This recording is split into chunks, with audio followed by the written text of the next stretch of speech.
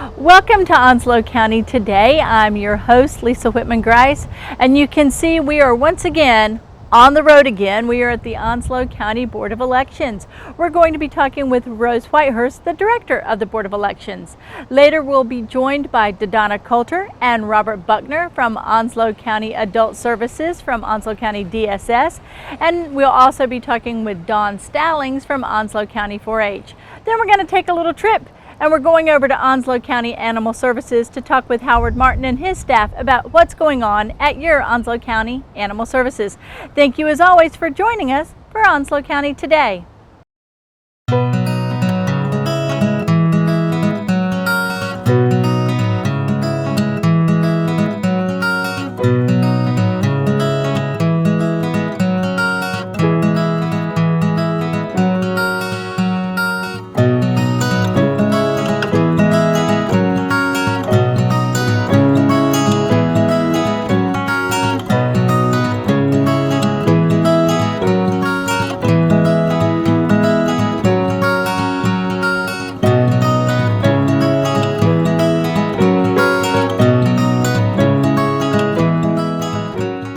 Welcome back to Onslow County Today, and joining us now is Rose Whitehurst, Director of the Onslow County Board of Elections.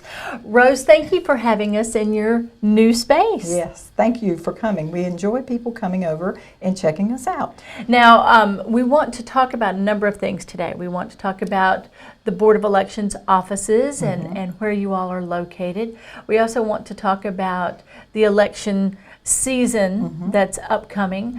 But first and foremost, I think that oftentimes when people think about Board of Elections, you all work primary and then the actual election. So what, 2 days out of the year? No. So really this is a year-round, constant touching, working, refining.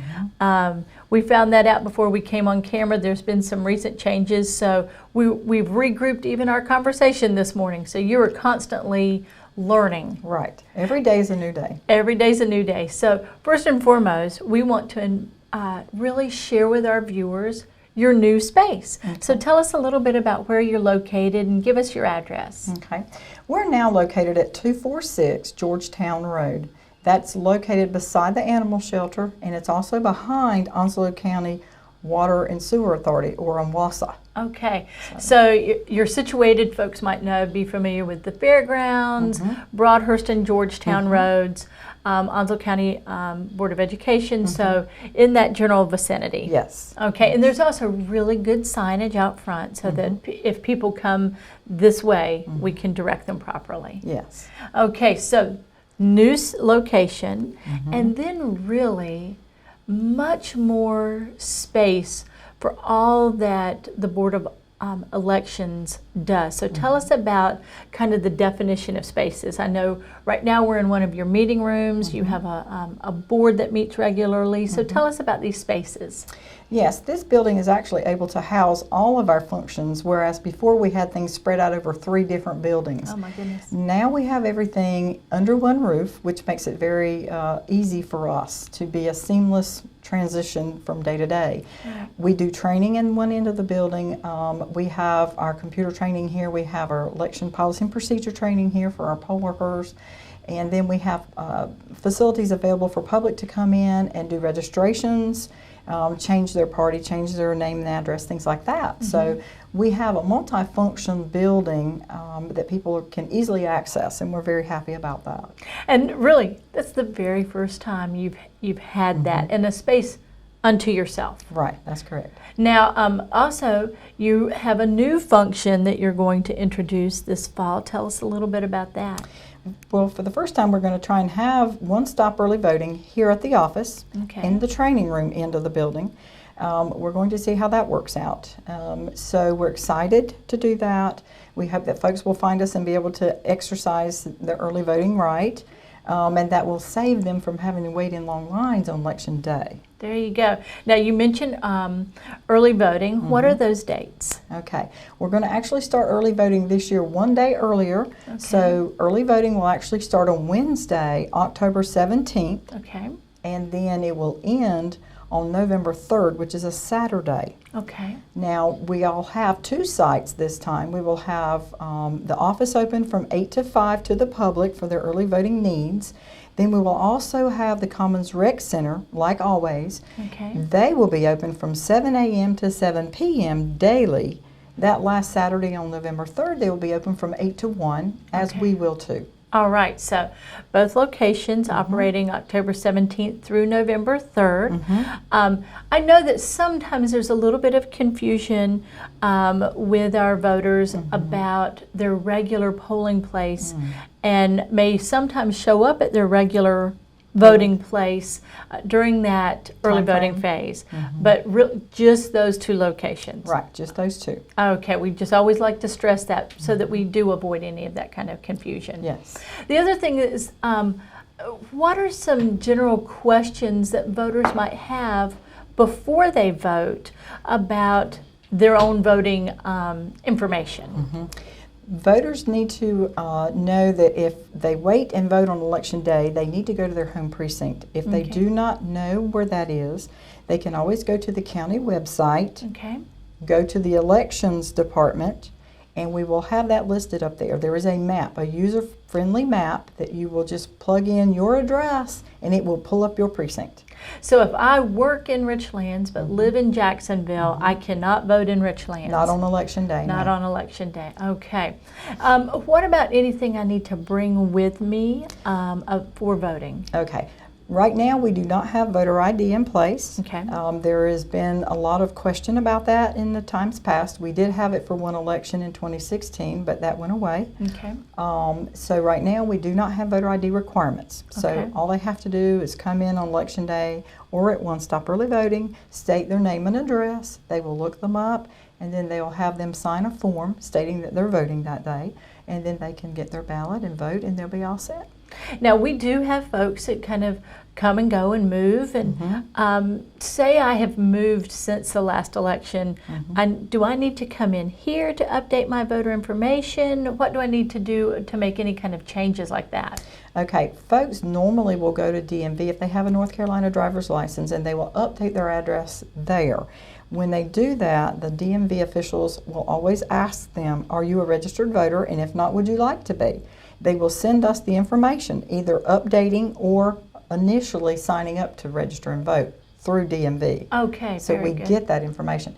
If not, they can always come to the office, or they can go to the website, pull down an application, fill it in, mail it to us, or simply come in and drop it off.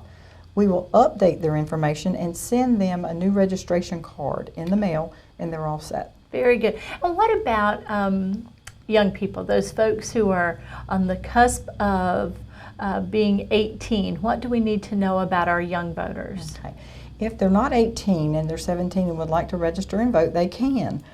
As long as they'll be 18 by election day in November, they can register early and then Okay. go ahead and they're ready to vote on November the 6th, and they'll be ready to go. Okay, but they must be 18 by election Yes. day. Yes. But it's okay, you can be 17, go ahead and register, which is really important that they go Yes. ahead and get involved in that process. Now, let's talk a little bit about election day itself. Okay. Again, let's remind our viewers when that is. That's November 6th. Okay. Okay. It's on a Tuesday. Tuesday, first Tuesday of November, after the first Monday. And when do the polls open? They open at 6:30 in the morning and they close at 7:30 at night. Okay, 6:30 in the morning, 7:30 at night. And for those folks who are registering to vote for the first time or relocating, when do they have to have all of that information complete so that they can participate? Usually they have to have their registration completed by the 13th of 13th of October, I believe, is what's on my list. Okay. Deadline. Okay. Registration deadline the 12th. Actually, October the 12th. October at the 12th. 5 p.m. Okay, have to be registered by October the 12th. Now, the other thing that I know that you get a lot of questions about, again, because some of our folks, certainly our military folks, may not be in the county on election day, or maybe we have college students who are away. Folks who are away for whatever reason, we do have absentee ballots available. You have had some changes to that recently, a little bit of uncertainty, but there are some deadlines that we do know about the Right. absentee ballots. Can you share those with us? Yes. Anybody can request an absentee, whether it be military or civilian, it doesn't matter. Military have a little bit of a different apparatus. They can use what they call an FVAP. Okay. It's a federal request, absentee request and or registration application. So they can actually email that to us at the email site, and then we will process that, and when the ballots become available, we will actually email their ballots to them if they prefer it to be that way. Civilians have to request on a state form. We have those on our website and in the office. They can fill out the form, and we will mail those ballots, hard mail, to those folks. Okay. And what is the deadline to have those completed? Okay. So to have the deadline to request an absentee is October 30th by 5 p.m. The deadline for civilians to return their ballots is November the 6th, which is election night, or they have to be postmarked by election day, and we receive them by that Friday after the election, 11/9. Okay, and then we also want folks to kind of understand the process. We certainly have those completed elections on November the 6th. Polls close at 7:30, but your work is just beginning. Right. Talk a little bit about that next step for the Board of Elections. Okay. So after the election is over on November the 6th, what we'll have to do is go through. We'll have some provisional ballots that will come in during election day at the precincts. Didn't know that they had to change their address with us. Okay. They show up at the polling site. They will do what they call a provisional ballot to get all that straightened out. They'll bring those in on election night. We will process those, and then we'll have canvass. Usually 10 days after the election, we have canvass to actually finalize the election. So everything that's turned in on election night will just be a partial count, and it will not be official until canvass day 10 days later. All right, and again, that is making sure everything is accounted for, done properly. You get all those provisional ballots. Everything is done and then counted. Right. So as we say, you're not just working one night out of the year or one big day out of the year and then counting all the ballots. I would love for you to talk about all of those folks who take their time and work at those polls. Talk a little bit about your poll workers, who they are in the community, what kind of folks do you see, and what kind of commitment do they make to the Board of Elections and to this process? Yes. We have lovely poll workers. They've been doing it for a long time, most of them. They enjoy doing the volunteer thing. Even though it is a paid day when they work, they still love it, the camaraderie and things. Most of the people that we have are seniors. They're upwards of 70 plus years old. They work very hard to learn the process because we do have a 3-hour training, both for computers and policy and procedure. So it is a very long training session for those folks, but they do very well attaining the process and all that and the information. And then on election day, maybe they're a little slow to start with because they want to make sure they do it all correctly and everything is done right. They don't want to do anything that's not exactly 100%. Well, I mean, this is the most important day of the year for our country, and so they want to make sure that everything is exactly right, and that attention to detail is so important. What if people are curious about working with the polls? What can they do? Well, we have a volunteer application on our website. They can go there and pull the application down, fill it out, and send it to us or walk it in. I like to sit down with each of the prospective poll workers just to explain a little bit about the day, how long it is, what things they would need to bring with them to the polling site, so that they wouldn't just show up and not be blindsided, so to speak. So that they're prepared fully for the day, because it is a long day. And they can't leave. That's correct. So that they're on site all day long, from set up at about 5:30. About 5:30 in the morning until about 8:30 at night. That makes a very long day. And so it's important to know what you're getting into, but it's also important to participate in the process. Rose, if there was anything else you wanted to share with the viewers, contact information, website, what would you like to share with them? Well, we're always looking for people that would like to work in the polls, always. If you have the time and would like to do it, please come in. Please talk with me. Fill out a form. We'd love to share what we know about working in the polls. We want everyone that wants to work, of course. And our phone number is on our website, but our phone number is 910-455-4484, or our website is onslowcountync.gov/elections. Okay, so a lot of information available on your website. Certainly can call you and your staff and ask questions. Come by the office, make sure your information is correct. Yes. And most importantly, participate. Please do. Well, Rose Whitehurst, thank you so much for, again, inviting us in and sharing such great information. Thank you for coming. Welcome back to Onslow County Today, and joining us now is Donna Coulter with Onslow County Department of Social Services, Adult Services. Donna, thank you for joining us. Thank you for having me. We want to really introduce our viewers to Adult Services, what it means in the community, who do you serve, how can people become more aware of your services. And so let's begin with you a little bit. We always like to introduce our viewers to who's working on their behalf in our community. And so tell us, how long have you been with Onslow County DSS? Well, August 26th, it will be 22 years. Congratulations. Onslow County DSS, yes. So 22 years, and how long of that have you been in Adult Services? It's been 3 years. Oh, very good. Okay. And so 3 years, 22 years cumulative with DSS. Share with our viewers a little bit about what draws you to the work that you do with DSS and obviously with Adult Services. I think just being caring and having a passion for helping other people, seeing a need and addressing a need in a lot of times very creative ways. So yes, that's the social worker in me. That's my personal ministry, is to help other people. The social worker in you, I love that. That's what drives you. That's your inner force there. Yes. Now, when you're working with Adult Services, I think we need to really explain to our audience, what is Adult Services? Adult Services, Adult Services means that we take reports of abuse, neglect, or exploitation of anyone who is 18 and above with a disability, I send my social workers out to address the concerns that meet our criteria for abuse, neglect, or exploitation.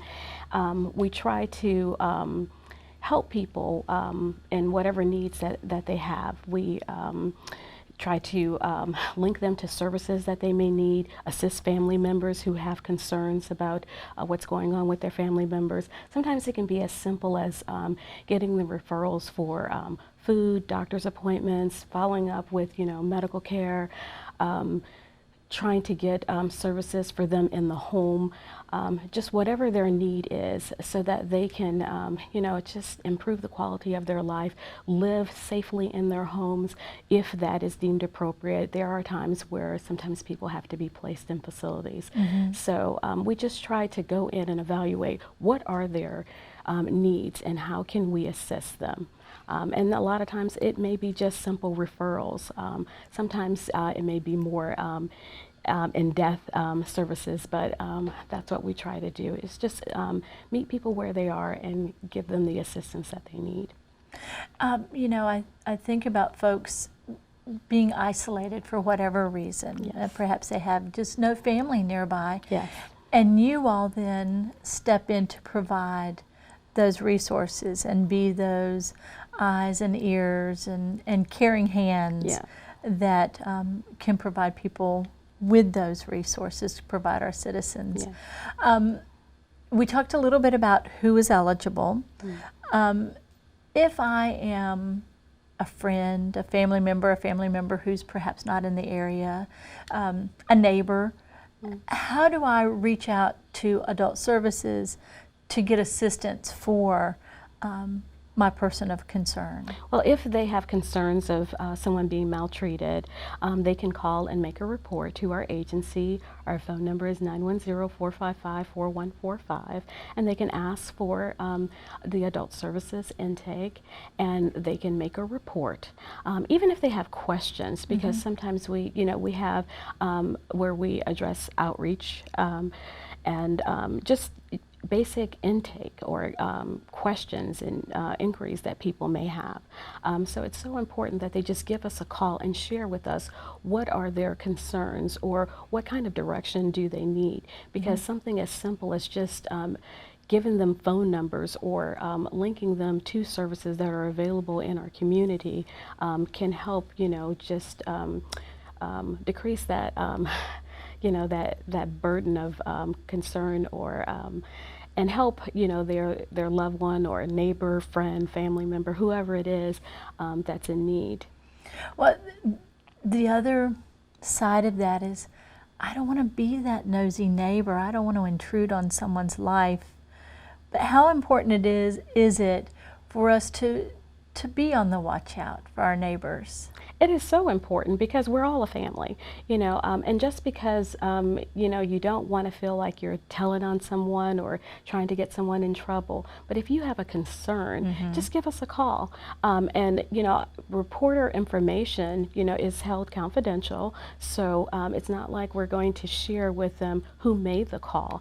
Our focus is on addressing the concern that's being brought to our attention. Sometimes we go out and not only do we find out that the concern that was brought to our attention and accepted as a report, we go out and find out other things, and it helps the person that's in need the most. And so if we center our attention on the person that is in need and make sure that their concerns are being properly and thoroughly addressed, I think that would bring the satisfaction to the people who are making the call. So if you're someone out there and you notice changes with your neighbors, you notice that they're not getting what they need, and you think that you may need to give us a call, feel free to do so. Share with us the specific concerns that you have, and we will follow up on that.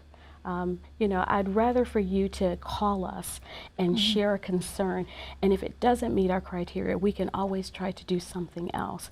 But I'd rather for you to call us than not to call and then have someone that is placed at risk, somebody who may be maltreated, not just by someone, alleged perpetrator, but self-neglecting themselves and not getting their medical needs taken care of, or just something basic like there may be excessive hoarding, and because they use a cane or a walker and they can't maneuver around their home safely, they may have things where they're having memory issues and not remembering to take their medications, in a timely manner, may not be eating properly, may, have stability issues, and may start to have falls and causing injuries to themselves and not following up with a doctor in a timely manner, causing other medical concerns. It could, really place someone at risk. And if someone is afraid to call because they don't want to upset their friend or their neighbor or their family member, I'd rather for you just to make that call. You can make an anonymous call. We encourage you to share your information in case we have follow-up questions, but I think that is so important to say that I care enough about this person that they may be a little upset that somebody made the call, but they may be a little relieved that somebody's going to address their concerns. To reach out and be there for them. Exactly. It takes a village to raise a child, but it takes that same village to help embrace all of us, even adults, and make sure that we're living to the best, that we have the best quality of life. The best quality of life, and that's why you're there. I'm listening to your heart as you're speaking about the people that you care for. Talk about the relationships that you all then forge with your clients. You can't go into someone's home, and I don't care what the condition of the home is or what or how the person receives you and not care about them. You know, most people think we deal just with the elderly, but we have anyone from 18 and above who has a disability, and their disability incapacitates them in some way and places them in need of protection. So we go into the homes and we meet these people. You have to build rapport with them. Mm-hmm. Hopefully they trust and respect what you're trying to do for them and with them. You can't help but build a relationship with them. And there's so many of them that you just love from the moment that you meet them. These are just everyday people. This is not, just, a specific group.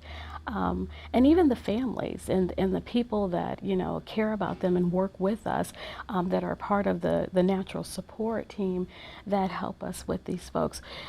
They're just wonderful people, but they're just in need of, some services that maybe they didn't think they need initially, or things that we've helped them sort through and say, this is something that may benefit you. So yes, they're wonderful people, and they're in our community. And they're part of our village. Yes. They're part of our village. Well, Dodonna, I cannot thank you enough for taking your time to talk with me and share this. If there was one last thing that you would share with our viewers about the work that you do, or the community that you serve, or how we can all better serve those in our community, can you take a little bit of time and share that with us? I think it's important for everyone to realize that we're all a team, and it's important for everyone to know that when you see a concern, address that concern. Even if it involves making a report to us, giving us a call at 455-4145, but giving us very detailed information. And when we call upon you, be willing to accept membership to our team to help address the concerns of the person that you called about. I think that is, key, because we can't do it all by ourselves. We depend on our community to help us help those who are in need. Well, it's a team effort. I don't think that there's a better way to end our conversation. Thank you so much again, and thank you for your time and what you do for our community. You're welcome. Thank you for having me on your show. Welcome back to Onslow County today, and although it is still pretty warm outside, we're already talking about the holiday season. And joining us now is Robert Buckner with Onslow County Adult Services at Onslow County DSS. Robert, thank you for coming back to join us. I'm glad to be here. Now, we're talking about the holidays, and one of the things that we are always so happy to talk with you about is the Elder Cheer program. And for folks who might think this is a little bit early, it's really not too soon. No, it's definitely not. We would like people to start thinking about it early so that they can consider making donations to us early. All right, so the first thing we want to talk about is we had the great honor to talk with Dodonna Coulter about adult services, and we talked about serving the community and being there for our neighbors. And one of the many ways that you all do that is your Elder Cheer program. Please tell our audience what Elder Cheer is, and then we'll talk about what you want in those baskets, what Elder Cheer wants, and really who it serves. Okay. Basically, it's a program we started around 20 plus years ago because we found when we were monitoring the adult care homes and family care homes, there were a lot of people there who had needs. And we developed this program. It is not a budgeted item through Onslow County. It's strictly run on donations of items or cash donations. And it assists those living in facilities that have probably the least resources available. We know that people have somewhat some resources coming in, but everything is earmarked. I mean, down to the penny, and what we consider sort of everyday items are extras. Exactly. A lot of the folks, especially those on Medicaid, get $66 per month. That has to pay for co-pays for medications, doctor visits. If they want a soda, it goes for that. If they're a smoker, it goes for that. Any personal care item they need. That $66 is pretty much it. Per month. Per month. So this is an opportunity, again, to provide what we consider sort of everyday items, but what others might consider even luxuries. Yes, very much. And so Elder Cheer was established really to fill that gap and bring a little bit of extra to those folks. Talk about what it is that you're looking for those Elder Cheer baskets, containers, stockings. Talk a little bit about what you're looking for. And then we call it Elder Cheer, but we want to clarify, this isn't necessarily just a senior citizen that you're serving. No, it's anyone 18 and over. Okay. They may have a disability and they ended up in a facility for whatever reason. And we do serve some of our long-term clients in the community if we know they're in the same situation. Okay. So what are we looking for to bring that little bit of holiday cheer? Okay. One of the main things we look for are the Christmas stockings themselves, and we only say Christmas stockings because it is the holiday time of the year. Right. We love homemade stockings. We really appreciate if they're a little bit bigger, only because we stuff those with the items that we collect. So you want to stuff it full? We want to stuff it full. All right. You know, think about what you have in your own bathroom. You know, you are going to have shampoo, lotion, shaving cream, razors, deodorant, combs, brushes, toothpaste, toothbrushes, dental floss. So if it's something you use at home, we can use it for those in the facilities. We do need men's and women's because some items are, you know, focused towards the different sex individual. Some small clothing items like socks. It's a shame when someone can't afford to buy a pair of socks, but it happens. We look for things to entertain them a little bit, like large print word find or crossword puzzles. If you're going to donate books, then they need pens or pencils to work in those.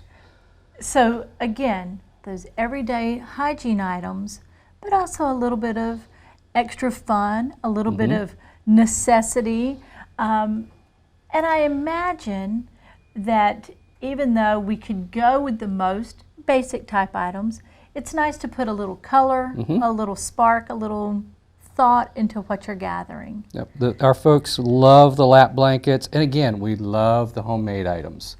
And we've been lucky in years past where we get donations and people have done the lap blankets, and it's very obvious that they're homemade because they're very high quality. And beautiful. Yes, they are. And beautiful. And the residents appreciate them. Now, we also, as we said, it might seem like the holidays are off and away, but we need to start planning now. Can you help us with some deadlines about when we need to start delivering these items to you? Okay. And then we also want to talk about where they need to be brought. Okay. They can start delivering anytime. I will actually be putting a letter to the editor within the next week, so it will list a lot of the items, but we will accept them at 612 College Street at the Okay. Consolidated Human Services Building anytime. Okay. Up until November the 19th. All right. So give us plenty of time to gather those items so that you can then get them delivered. Yes, and we also accept cash donations or by check. So if someone wants to send a cash donation, they can make it payable to Elder Cheer. Okay. They can send it to Onslow County DSS at P.O. Box 1379, Jacksonville, North Carolina, 28541. And if we're very lucky and have the donation of items that we need to cover everybody on our list, we will use those funds to purchase personalized gifts Okay. for those folks. Last year we had enough where we were able to buy items for around 138 people. That's wonderful. And those are the folks with really the largest needs, who don't have family in the area, who can purchase things for them. So that is very nice to be able to do each year. And the facilities love doing the shopping. Now, is there anything that maybe we want to avoid donating? Some of the main thing is scented items, if at all possible. I know a lot of items you can't get away from the scents, but we don't, really like the perfumes, colognes, things like that, because so many people have such allergies. Right, right. We do ask, as far as the items themselves, people like to donate candy. We don't know when we do the stockings who might be diabetic. So if we give a diabetic a bag of chocolate, we may be in trouble. Right, right. And the only other thing that we ask as far as a recommendation is full-size containers of items. You can see that we've got the full size of shampoo, lotion, shaving cream, but a lot of folks will donate travel size items or from the hotels, which we love to get. We would never turn anything down. But if you think about it, when you get a small item of like a shampoo, if someone has any kind of arthritis, very hard to turn the cap on that and use it. And a lot of those containers, like the lotion containers, are very hard to press. They are. But the larger containers are a whole lot easier for them to use. So again, being mindful and thoughtful about who your special person is that might be receiving these things, and then what is it that you would like, and what would it, it's that golden rule. That golden rule, and making sure that what they receive is thoughtful, kind, and special. Yes. Thoughtful, kind, and special. Now, Robert, we've talked a lot about what we're gathering. I would love for you to speak to just a little bit about the folks who then receive these items and their response, and that holiday cheer that you bring to them. Yes. That's probably one of the most exciting days, is when we deliver to the facilities, and we don't see all of the reaction, but when the residents see us bringing those stockings in, they know it's not long before Christmas gets here, or the holidays. If they don't, they may not celebrate Christmas, but they know that something's coming for them. Something special. Something special is coming, and you just see them brighten up, and we love seeing that when we make the delivery. So when we're doing for others, and then you, in turn, receive that holiday cheer yourself. Yes, and we also let people know that if you ever want to visit any of the facilities, just call them. They love to have visitors, because a lot of the residents don't have visitors seeing them regularly. Yeah.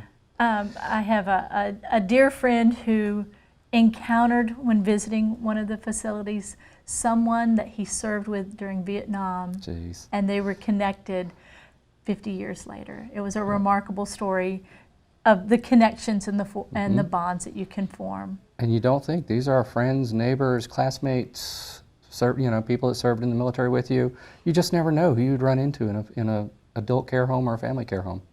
Well, Robert, we thank you. We thank you for your efforts every year, bringing a little holiday cheer to us and reminding us that it's always better to give than to receive. Thank you for what you do. When we come back, we're going to be talking with one of your partners in this project about how you assemble all this together. And we love our partner.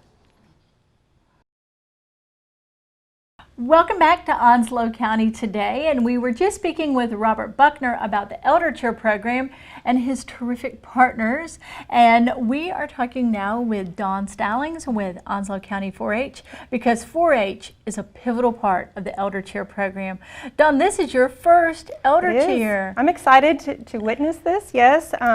We have a lot of 4-Hers that are excited to contribute to Elder Cheer. You know, for years and years, this has been a great partnership. I know that 4-H gathers up containers and helps gather the supplies. And then in November, it is like Santa's workshop over there. Tell us a little bit about what you're preparing for. So we not only, like you said, do our 4-Hers and our volunteer leaders help contribute to Elder Cheer. Actually, in December, we will meet, and as a service project, they will help assemble. So we help sort of sort the items, and then they go along and they sort into their containers or their stockings, and it's usually a lot of fun. So. And again, as you say, you're kind of gathering these things. We've gone away from the basket idea. It used to be that 4-H there at the Extension office would be piled high with baskets as we were waiting, but now you guys have gone to the stocking idea? We have, and we've also already this year received stockings that were even made from the Quilters Guild. So we've gotten a lot of wonderful stockings, and like Robert said earlier, I think that we would like some even bigger stockings as well, so that would be nice to have. And let's let folks know who might not be familiar with where the Cooperative Extension office is, if they're ready to deliver some of these items or bring some stockings by, or they want their child involved with the program.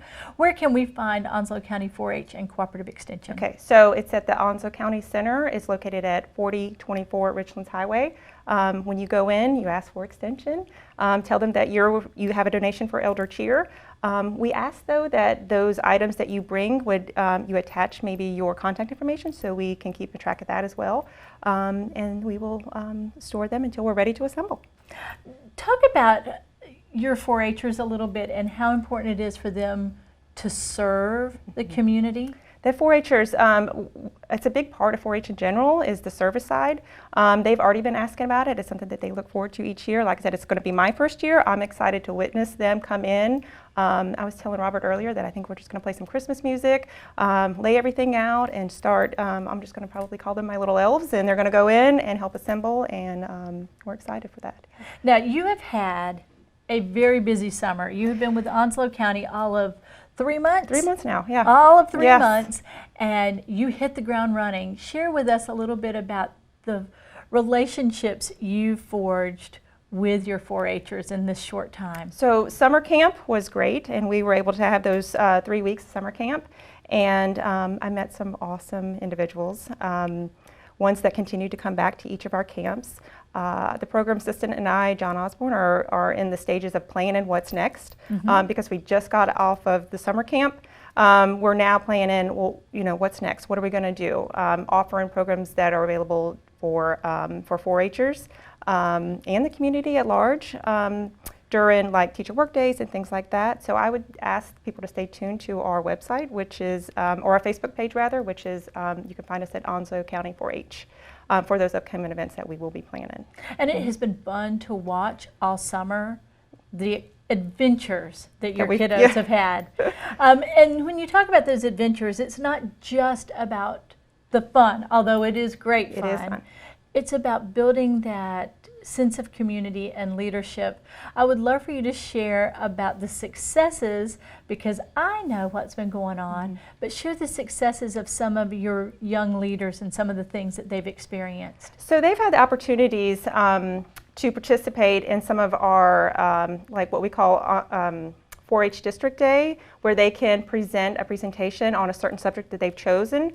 We had 2 that were really successful and won gold in that.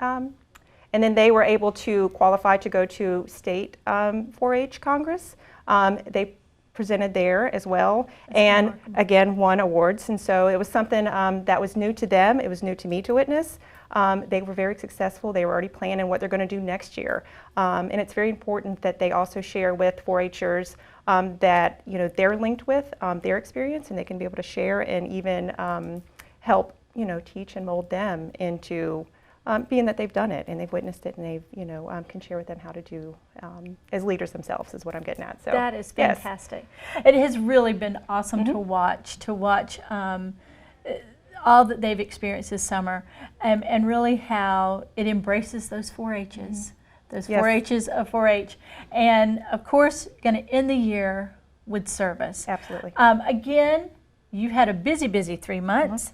It's not slowing down, I have to tell you. Right. And it's all good. And if folks want to know more, please, one more time, just tell us how they can find out more and how they can reach you. So I think the main thing is to reach out on our Facebook page, which is Onslow County 4-H. Also at our website, which is the North Carolina Cooperative Extension website, and click on the 4-H tab. And again, you can find our events there as well. Well, wonderful. Well, again, thank you for joining us. Thank you for having us. I can tell you, you're going to have a lot of fun. There's nothing like being an elf. Yeah, exactly. So, Dawn Stallings, thank you so Thank much. you. Thank you for what you do for 4-H, and thank you for what you're doing with elder cheer in the Absolutely. community. Thank you for having us. Thank you. Welcome back to Onslow County today, and you can see we've got a little bit of a change of scenery. We're now at Onslow County Animal Services, and we are so happy that you are joining us here. Introduce yourself and your title, and then we're going to take a little special tour. Perfect. My name's RACHAEL CONKLIN, and I'm the shelter manager here at Onslow County Animal Services. You know, Rachel, we were talking off camera about how animal services has changed, not just physically in terms of your building and all of the updates that you've done and everything that you provide, but really in terms of perception about the role of animal services in our community. And so I'm so happy that you're going to take some time with us and help put aside any kind of misconceptions and really introduce people to a new idea of animal services. So where would we like to head first? So first we'll start right here. This is our new reception area. So this is the basics of what you'll see when you come to animal services as a citizen. This is where we conduct all our adoptions as well as bring in our stray animals.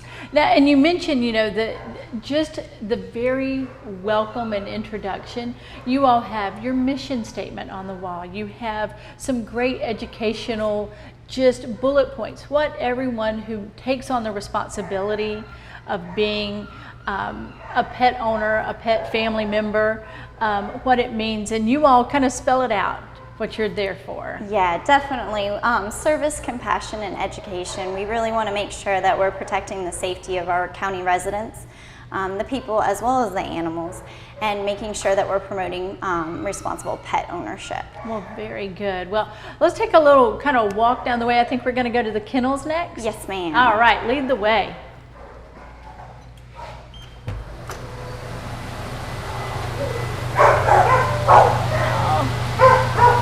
So this is a far cry from what people might remember the animal shelter looking like. Even not 15 or 20 years ago, you all have made tremendous changes. Can we walk just a little bit and we'll go outside and talk a little bit more about what we've seen? Definitely. So right here on the front row would be our adoptable dogs. Okay. And luckily we're able to let the citizens view them through the windows to our left. And then we bring them out one at a time for interactions with potential adopters. As you say, you kind of have that space where you can greet and meet and see. But you all just recently had an event where you really adopted quite a few of your cats and your dogs. Yes, ma'am. We had an event sponsored by the Toyota dealership here in town, and we were able to adopt out 36 animals that day. 36. And so it's kind of lunchtime. We're getting everybody ready to bring back in. Exactly. Hey, bud. Aw. And so this is, again, people wouldn't think that you would have all of these types of necessities, right? Exactly. And then when you look at this space, I mean, this is really designed to suit your clients, those who you serve the most. Exactly. The pets that are here every day for us to care for. And that's our care attendants here are just basically conducting morning cleaning, feeding, watering, checking on the health and safety of everybody in the shelter. And talk a little bit about, and I'm going to talk certainly with Mr. Martin, the Director of Animal Services, but you work every day with not just the animals that are here, but your entire staff. Talk about their commitment to serving the community and how kind of the bonds that they forge with these animals. Yeah, it's really great. The people that work here, they care not only about the animals, they also care about the people. And it's been really great to see kind of the transformation of animal services into a resource for our community, where citizens know they can come in and even just ask a question and get help and get referred to other resources. Whether it's information about sterilization or low-cost vaccinations, pet food pantries in the area, it's nice to know that people can reach out to us and get the help they need. Awesome. Well, Rachel, where are we heading to next? Are we going to go out and see some more of the sites? Well, we can, if we'd like, we can step back in and go out to the adoption area outdoors. That'd be perfect. So this is the hallway that our citizens would come in when they're interested in visiting with our adoptable dogs. And they can see the animals through the window before they make their selections on who they'd like to interact with outside. Okay. So that's where we'll head next. Right off the lobby, we have our visitation area. And that's where our care attendants and our care specialists would bring animals out for the purpose of visiting with potential adopters. Again, as you walk through, the space itself is so welcoming.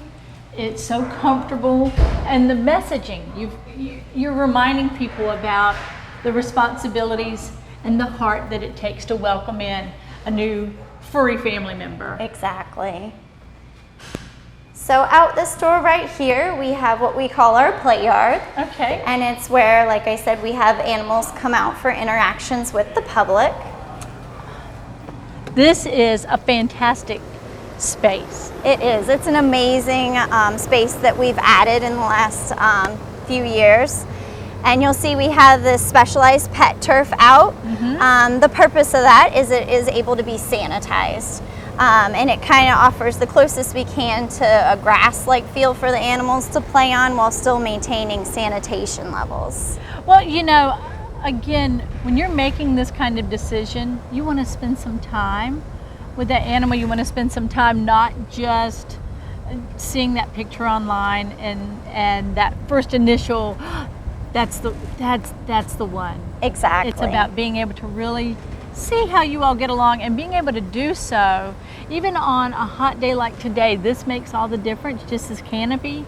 And again, as you said, the sanitation and making sure that this is the best experience possible for the adoptive family and for the pet that they're bringing into their home. Exactly. We also have our individual visitation enclosures over here. So we'll bring families out with dogs one at a time.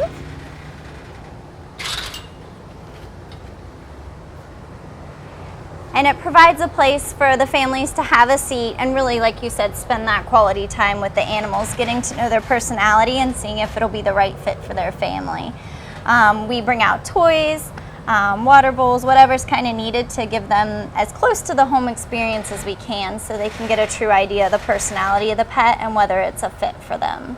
Now, what has been the response of the families that are coming here now? What are you hearing? What are they sharing with you? We've had great feedback, and I think everyone really enjoys being allowed a space and the time to interact with the animal before they make that decision. You know, it benefits the animal and the family getting kind of the best fit they can before they take them home. And finally, I guess the final piece of the puzzle is the idea of volunteering so that you can have more support. How can people in the community help you? Maybe not just volunteering, but how can we help you in any number of ways? Yeah, there are great opportunities to assist with animal services. We have a volunteer program here, which Miss Jennifer coordinates for us. And those volunteers assist with visitations with the public. They assist with cleaning and daily care activities.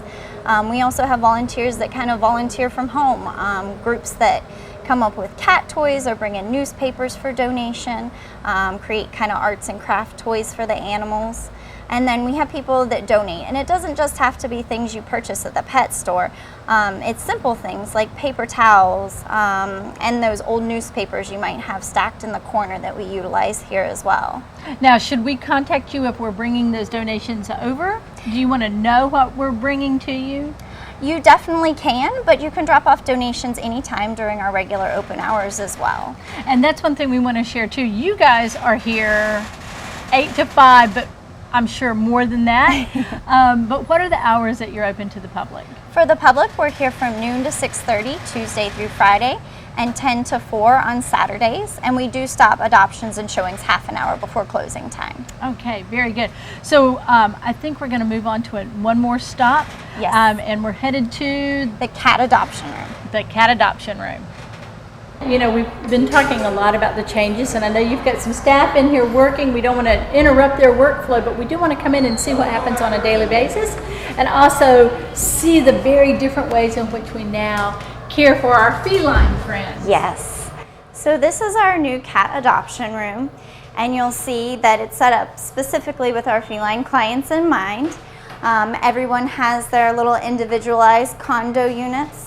And you'll notice these pipes up here are the ventilation system, so that helps prevent the spread of disease because they all have their own ventilation system in this room. So it's each one, so that they're not sharing, and it's also keeping, I'm certain, dander down and everything else associated with it. Exactly. With cats. And again, everybody is individualized, and then if they're available for adoption, that's all noted here. Yes, ma'am. And everyone in here would be available for adoption.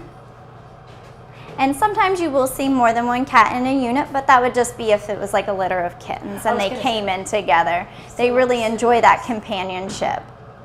And again, I see you've got blankets in here, so those have been donated to you all? Yes, ma'am. We have a group of volunteers that either makes the little fleece blankets with the tie-offs, and also people that have knitted or crocheted.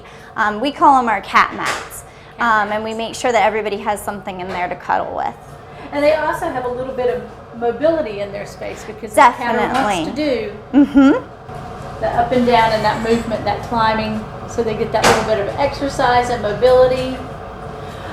Again, I have to ask, you know, when a family's making that decision, how do they feel coming into this space versus what it had been like? Definitely, I think it's a lot more welcoming, and it gives them a great view, a better view of the cat's personality. Because you'll see we have those that nap most of the day, and we have those that'll jump up and down from top to bottom all day long. It kind of gives them an idea of their energy level, and kind of where they would fit in their household. Exactly, exactly. Oh, this one, I think he has picked out Chad. Maybe he thinks. Maybe.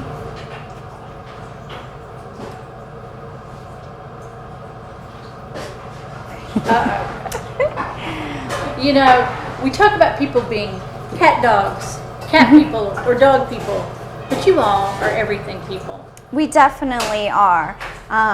Because from time to time we get animals that aren't cats or dogs in the facility too, and we want to make sure we provide them with the same level of care we do everyone else. And so it looks like this friend has found a family. Exactly. That friend does have a pending adoption in place. Oh, he's going to hide. Oh, there he is. So all our pets now are sterilized before they're released from the facility, which means that they are spayed or neutered. So there are a few times where someone will pick out an animal and we'll get them on that next available surgery date. So when they go home, they're completely ready for their new family. And how about in terms of getting the family ready? How much information, education do you all provide so that if I've decided that this is my new family friend, this is my new fur baby, as some friends call it, how can you best prepare me so that we make that a great experience at home? Definitely, and we start that conversation when the citizen walks through the door, kind of getting an idea of their family and what their needs are, and trying to help them select, you know, whether it be a cat or a dog, and then from there narrowing it down on which animal might be the best fit for them. And a lot of the adoption process really is education.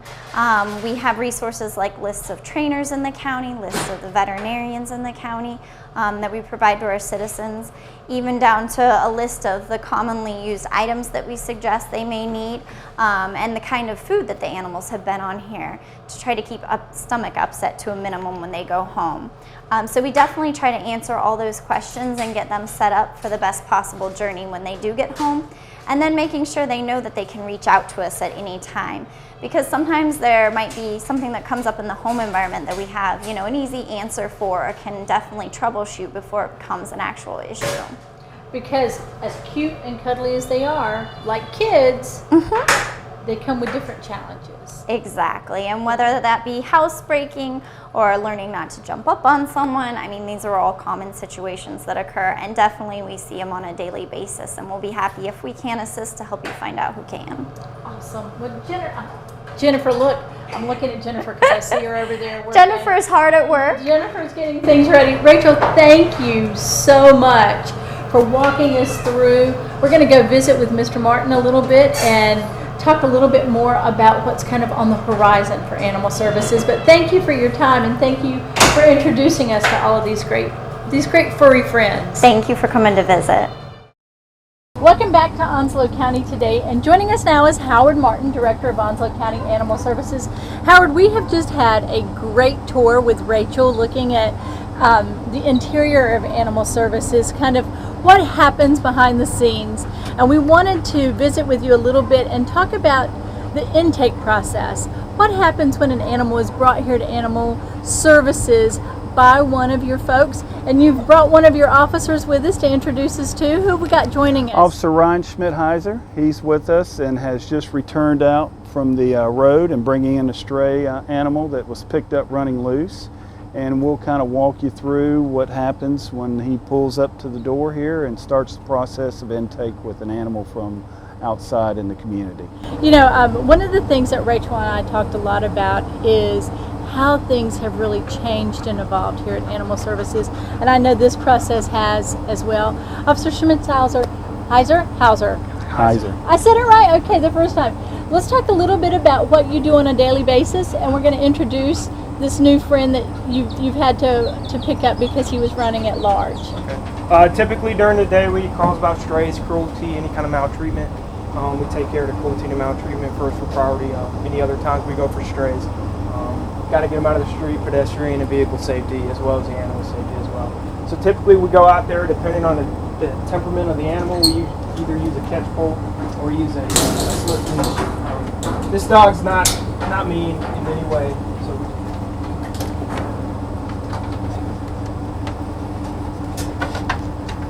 again, depending on the temperament of the dog is what we use. We'll make sure if it's an aggressive dog, we'll clear the walkway to the morning room. No man.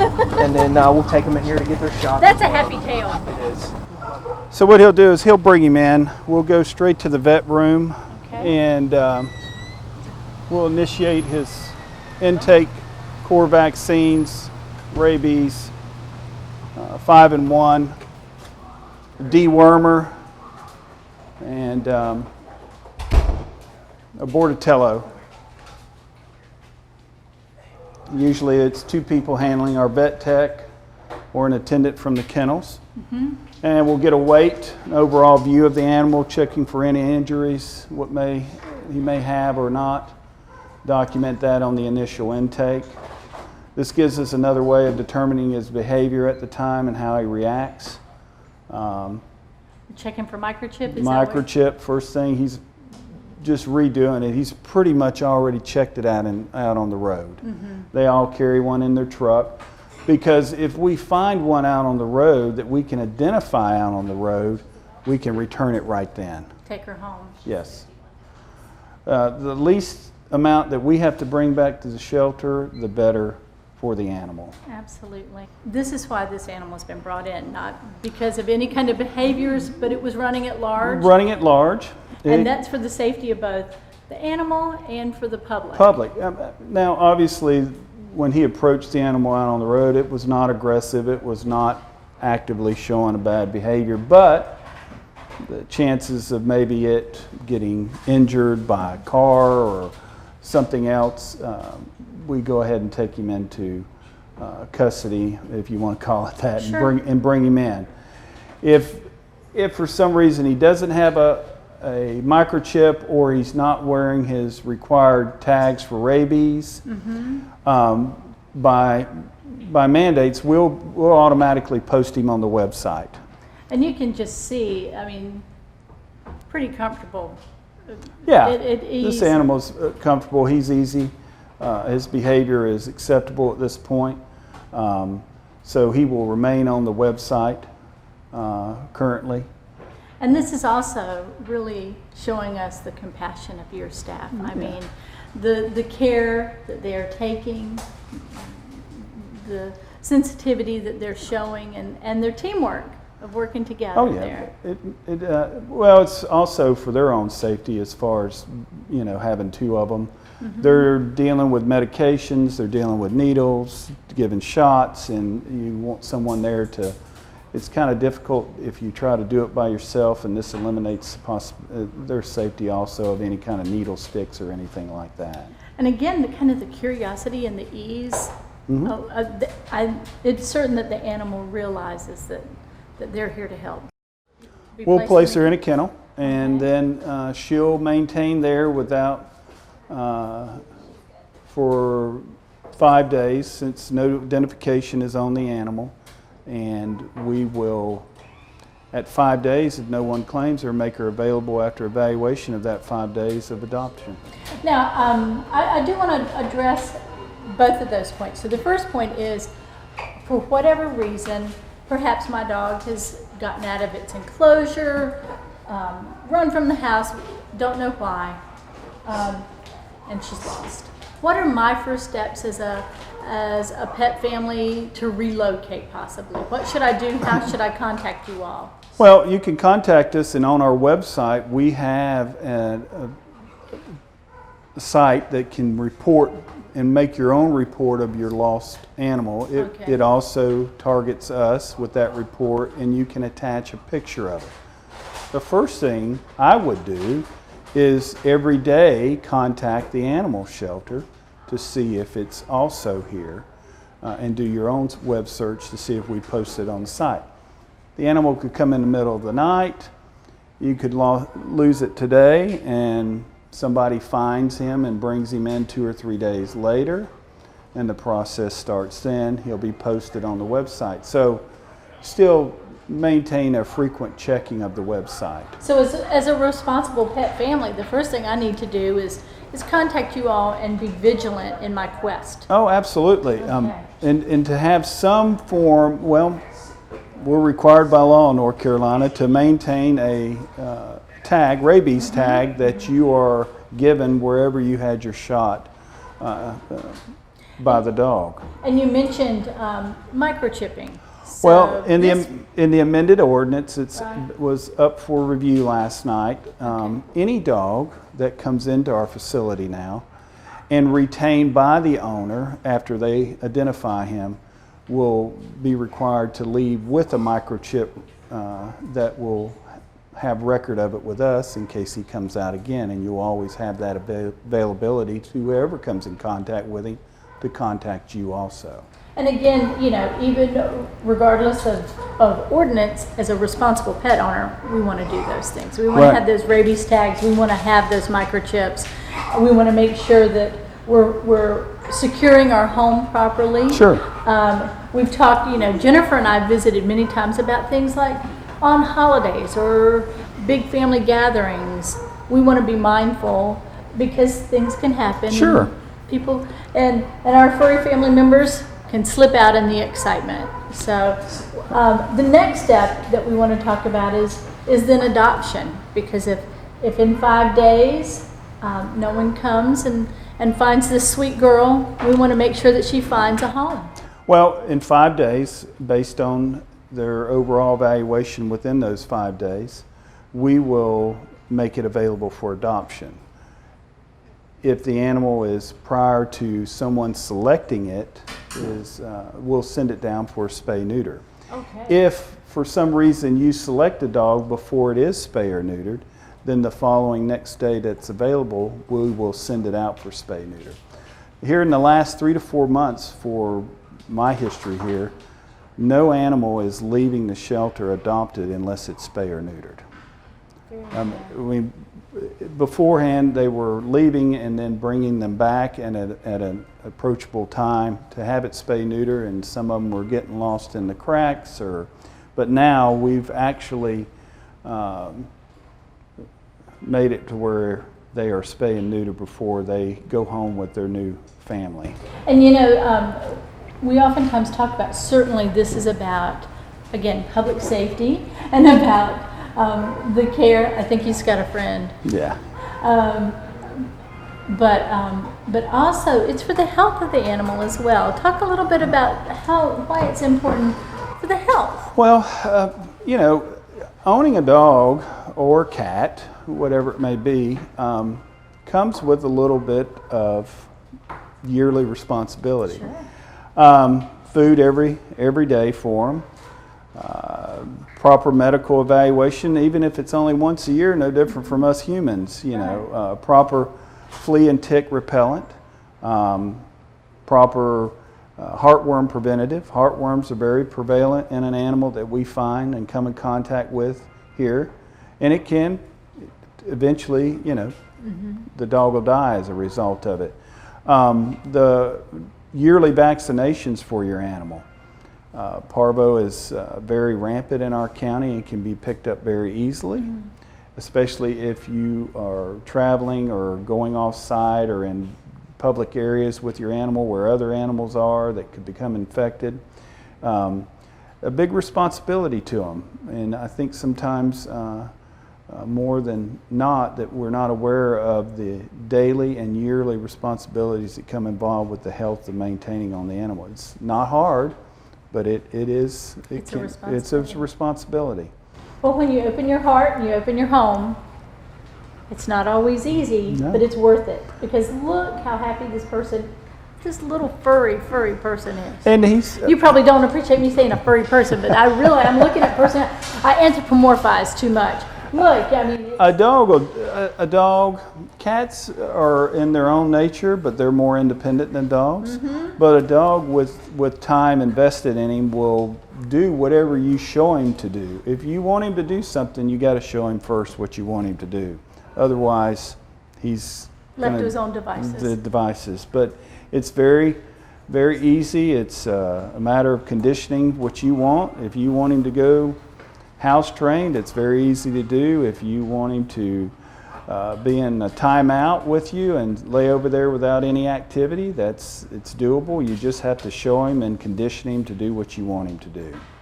And also, you all are so adept at making sure that the families who come in here are making that right connection. We try. I mean, with the majority and the numbers that we have, we try.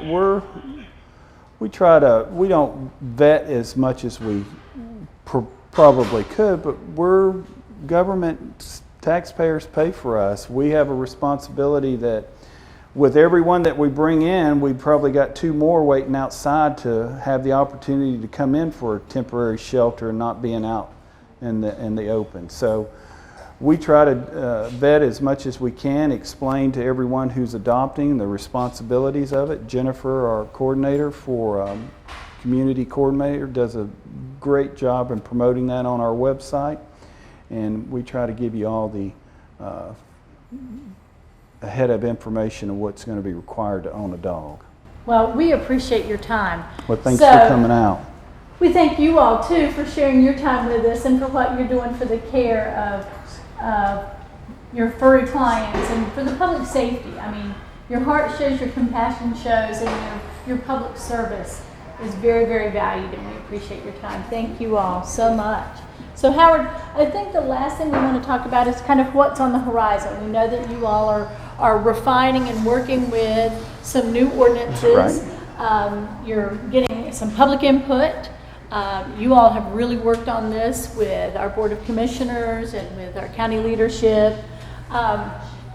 Explain to everyone that as you're working on this language, it's not for the sake of filling up more computer space or paper space. No. It's about public safety and Right. health. Well, our mission statement here, first thing on the first line is protection of the community, the health and safety of it, humane treatment of the animals that we come in contact with on a daily basis, educating everyone as far as ownership and responsible ownership of animals, and enforcing those laws in this state and ordinances within the county on overseeing the animals and that they are being treated at a acceptable standard designed by that. So we've tried to take the ordinances that work for our area that we're living in and address the needs of our community and within mind of protection of the citizens and also protection of the animals. And they're for review. We had the hearing last night, and we'll continue to add. It's always a constant working document. Whatever's approved today can be amended or changed at another day if you see something that needs to be addressed and worked on that comes up that has never been brought up to the situation at a time. Well, again, everything should be a living document, as Sure. you say, and it will evolve and grow as the county evolves and has grown. Well, Howard, thank you, and thank you for what you do. Thank you for your staff. We have enjoyed really being here with you all today. Don't tell my husband, but I'm thinking. We got That is one for you. sweet- That is, no, we have adopted before from you all, and it has always just been such a wonderful experience. Thank you for what you do. Thank you. For your compassion and for your heart and for your service that you all serve our community. Now, it's kind of gave you an idea today of what goes on with the staff, not just when the doors are open, but what's going on when the doors are closed, of how much work they do every day.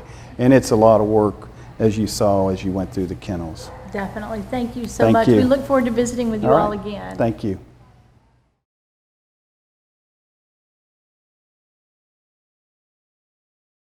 Thank you as always for joining us for Onslow County Today, and a very special thank you to our guests, Rose Whitehurst, Donna Coulter, Robert Buckner, Don Stallings, Howard Martin, and Rachel Conklin, and all of the staff here at Animal Services. Please do like we've done and get out and explore your Onslow County today.